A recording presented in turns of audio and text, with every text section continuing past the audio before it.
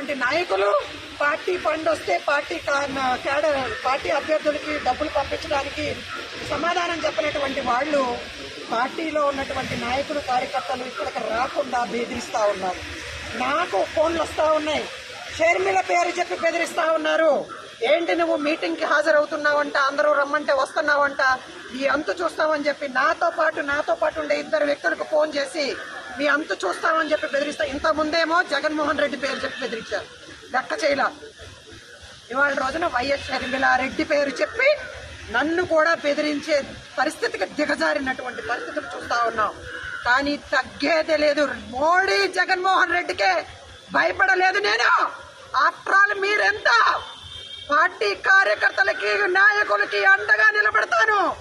ఏం జరిగినా సరే దాన్ని ఎదుర్కోవటానికి నేను సిద్ధంగా ఉన్నాను అని చెప్పి మీ ద్వారా తెలియజేస్తా ఉన్నాను. Okay madam.